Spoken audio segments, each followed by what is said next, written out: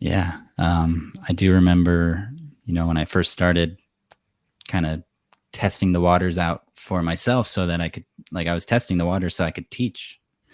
And so I hopped on to all the platforms, Nifty Gateway and OpenSea and Rarible, which were kind of like the big three at that point in the market. And I decided I wanted to get more into OpenSea, just because that seemed like the place where I could find just any old artist that I was talking to on Clubhouse and buy their work. And so I did get into it with artists, talking with artists one-on-one in Clubhouse. And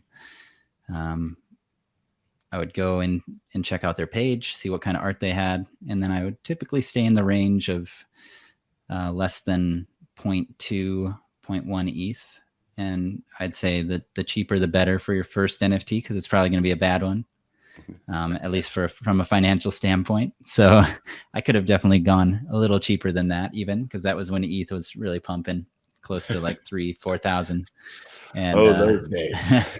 Those days, yeah. And that was the first time ETH went to 4,000. And so I was buying NFTs, and I was like, oh man, maybe I shouldn't buy many more.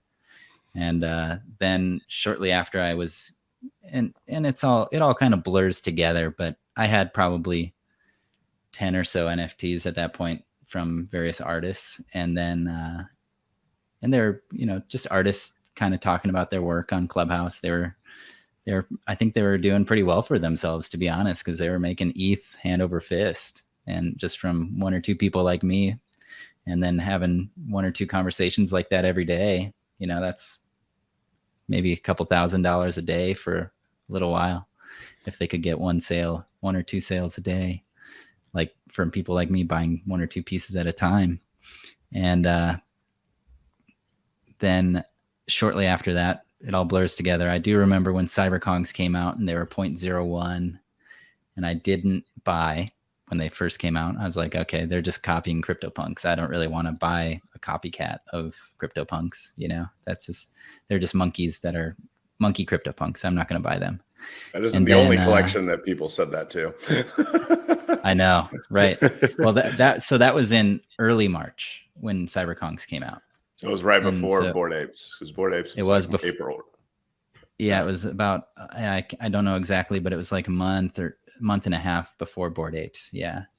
And I just remember just kind of dismissing it, because it was, CyberKongs are pixelated, and CyberKongs, CryptoPunks, these C word. And I was like, okay, that's too much copy for me.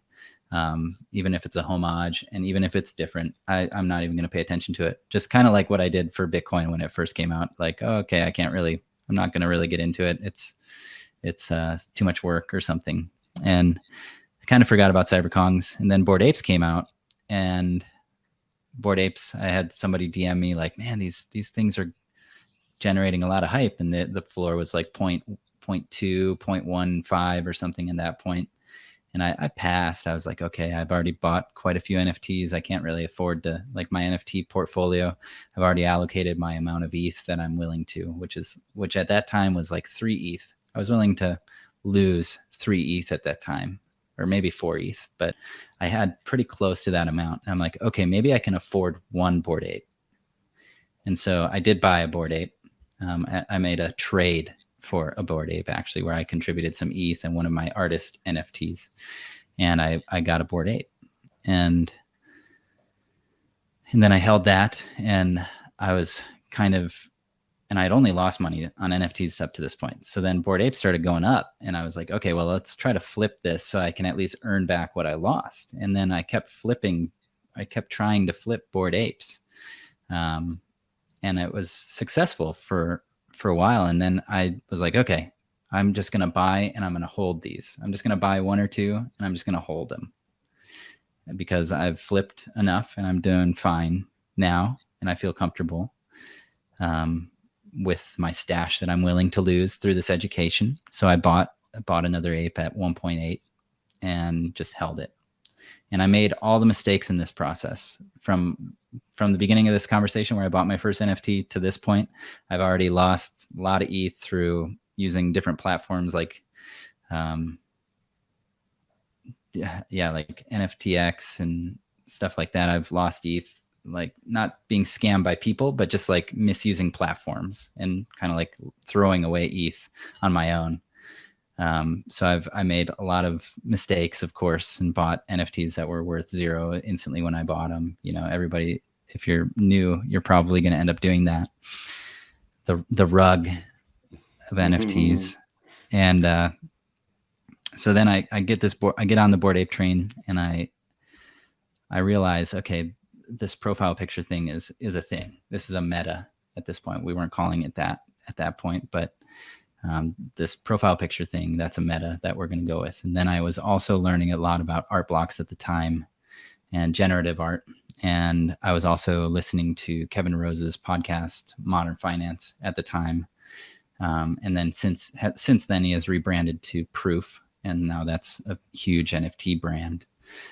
But consistently educating myself with various podcasts like Proof, Modern Finance, Zima Red, Matt and Rizzo, I think, is one that I was listening to, and then reading a bunch of Substacks and anything that I could on NFTs. It led me to two things. It led me to profile pictures and generative art. And so at that time it was Bored Apes. Then soon after, I realized cyberkongs were a thing. So Bored Apes, cyberkongs, cool cats, gutter cats, and then generative art like art blocks. And unfortunately, I never picked up a Fidenza because I was still stuck with that 3 ETH, where I was trying to only use, or 3 or 4 ETH, where I was trying to only use that amount, no matter how much it grew or how much it shrunk. And so the Fidenza just never quite fit in that budget, unfortunately. But I did do some other art blocks that were successful, and I still hold squiggles, and I traded some and held others, and I'm happy about that. But yeah, I definitely missed some of the big ones in the art blocks craze, and I love Fidenzas from the moment I saw them, but they were also two ETH when I first saw them, 2 or 3 ETH, and I had never spent that much on an NFT. That was since when Bored Apes were like. Since then, you may have spent that much on an NFT, right? Since then, correct. But at that point, like buying a Bored Ape for 0.5 was like, whoa, this is too much. And I remember that's why I didn't buy one. Yeah, I was like 0.5 for this thing? No way. So 2 ETH was just, astronomical. I got an opportunity to hear Tyler Hobbs speak as a founder of Fidenzas for the audience at NFT NYC. Did you follow the Deca launch at all? Not closely. I know about it, but I didn't follow too closely. Yeah. He was pretty involved with that. So it was him, 6529, and DC Investor on a panel there, which was just that's awesome. Blowing up my mind. Like their answers are just so well thought out and so past the surface level that I think you usually get when people are on a panel. So yeah, they're very well spoken. So you were extremely disciplined even early on, even though you happened to be doing a really good job of picking out the blue chips, right? You could have been spending 2 or 3 or 4 ETH on Yetis for all we know. Totally. And it would have been a totally different story. Were you participating in the Discords pretty heavily at that point? Yeah. It was definitely at that point, the golden Discord was CryptoPunks. So CryptoPunks hadn't yet found its way to all the grifters and all the shillers. They weren't in the CryptoPunks Discord yet. There was a lot of green names for the most part. There was no famous people named after CryptoPunk numbers at that point. That's right. There were none. The famous CryptoPunks were all like crypto people, or like crypto native people with 10,000, 20,000 followers. I guess DC Investor was probably maybe the most famous CryptoPunk that I can remember. He probably had more than 50,000 at that point. But that was a good time. CryptoPunks was the Discord, the place to be, where all the alpha was shared about gen art and profile pictures. I wasn't much of a degen, to be honest. I just buy what I consider to be blue chippy, and I would buy it at as early as I could. So that would, I remember buying Cool Cats in the first week it was out, and then I bought cyberkongs. I made up for my mistake of passing them, and I bought them in July. well before all the craziness of the fall. And then I remember, what else? I remember getting into proof day one and being very passionate about moonbirds as well, day one, or even before day one. Unfortunately, it gained too much hype. I remember being a big fan of doodles, and I remember being a big fan of doodles before it launched, and then during the dip in the fall, winter. Yeah. And before it rocketed off, it was about 1 ETH when I was really looking at them all. Where are they now? I never. What's the I think they're 12-ish, maybe. Okay. ETH. Interesting. But of course, ETH is down in USD. So I totally missed that one. I'd never even heard of doodles until one of my favorite artists, a guy named Dell, had one as his profile picture. But from what I understand, they take a very, which I appreciate because it is not necessarily the approach in most of the space, like a businessy approach to it, which is like, hey, it's not just a roadmap. This is like, hey, we have a business strategy.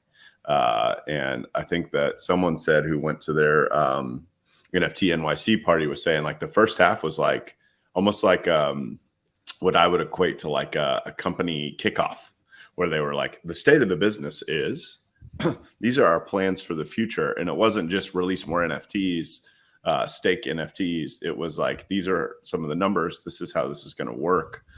We appreciate you being a part of it. So that's really cool. I can appreciate that in the community for sure.